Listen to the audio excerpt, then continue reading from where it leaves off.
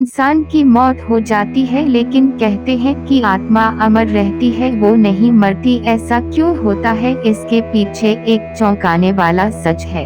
गरुड़ पुराण प्रमुख हिंदू धर्म ग्रंथों में से एक है। किसी की मृत्यु के बाद घर परिवार के लोग ब्राह्मण द्वारा ये ग्रंथ सुनते हैं। इस पुराण में भगवान विष्णु ने अपने वाहन गरुड़ को मृत्यु से संबंधित अनेक गुप्त बातें बताई हैं। मृत्यु के बाद जीवात्मा यमलोक तक किस प्रकार जाती है, इसका विस्तृत वर्णन गरुड़ पुराण में बताया गया है। आज हम आपको गरुड़ पुराण में लिखी कुछ ऐसी ही खास व रोचक बातें बता रहे हैं। गरुड़ पुराण के अनुसार जिस मनुष्य की मृत्यु होने वाली होती है, वे बोलना चाहता है लेकिन बोल नहीं पाता। अंत समय में उसकी सभी इंद्रियां बोलने, सुनने आदि की शक्ति नष्ट हो जाती है और वे जड़ अवस्था में हो जाता है, यानी हिल डुल भी नहीं पाता। इसके बाद उसके मुंह से झाग निकलने लगता है और लार टपकने लगती है। उस समय दो यमदूत आते हैं। उनका चेहरा बहुत भयानक होता है, नाखून ही उनके शस्त्र होते हैं। उनकी आंखें बड़ी बड़ी होती हैं। उनके हाथ में दंड रहता है। यमराज के दूतों को देखकर प्राणी भयभीत होकर मल मूत्र त्याग करने लग जाता है। उस समय शरीर से अंगुष्ठ मात्र अंगूठे के बराबर जीव हा हा शब्द करता हुआ निकलता है, जिसे यमदूत पकड़ लेते हैं। यमराज के दूत उस शरीर को पकड़कर उसी समय यमलोक ले जाते हैं, जैसे राजा के सैनिक अपराध करने वाले को पकड़कर ले जाते हैं। उस पापी जीवात्मा को रास्ते में थकने पर भी यमराज के दूत डराते हैं और उसे नरक में मिलने वाले दुखों के बारे में बार बार बताते हैं।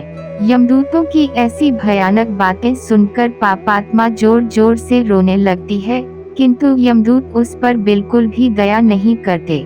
इसके बाद वह अंगूठे के बराबर शरीर यमदूतों से डरता और कांपता हुआ, कुत्तों के काटने से दुखी हो, अपने पापों को याद करते हुए चलता है। आग की तरह गर्म हवा तथा गर्म बालों पर वे जीव चल नहीं पाता है और वे भूख प्यास से तड़पता है।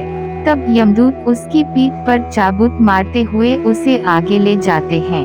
वह जीव जगह जगह गिरता है और बेहोश हो जाता है, फिर उठकर चलने लगता है। इस प्रकार यमदूत जीवात्मा को अंधकार वाले रास्ते से यमलोक ले जाते हैं। गरुड़ पुराण के अनुसार यमलोक 99,000 योजन वैदिक काल की लंबाई मापने की इकाई है। एक योजन बराबर होता है 4 कोस, यानी 13 से 16 की मीटर है। वहाँ यमदूत पापी जीव को थोड़ी ही देर में ले जाते हैं। इसके बाद यमदूत उसे सजा देते हैं। इसके बाद वह जीवात्मा यमराज की आज्ञा से यमदूतों के साथ फिर से अपने घर आती है।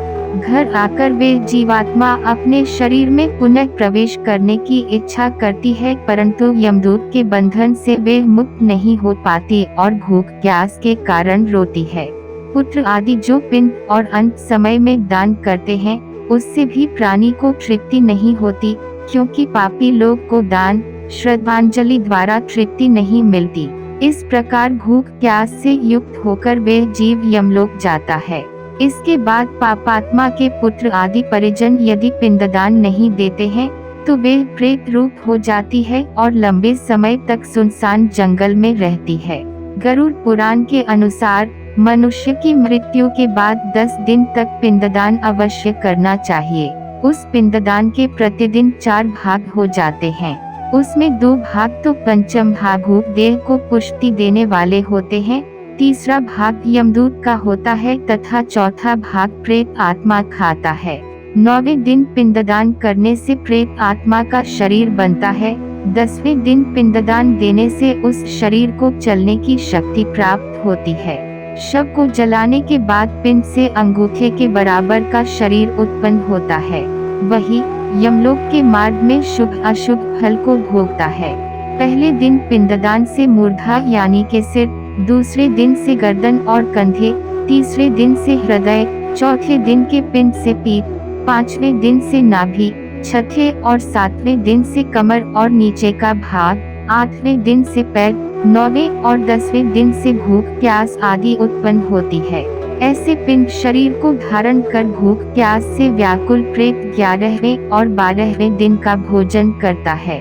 यमदूतों द्वारा 13वें दिन प्रेत आत्मा को बंदर की तरह पकड़ लिया जाता है। इसके बाद वह प्रेत भूख से तड़पता हुआ यमलोक अकेला ही जाता है। यमलोक तक पहुंचने का रास्ता वैतरणी नदी को छोड़कर 86,000 योजन है।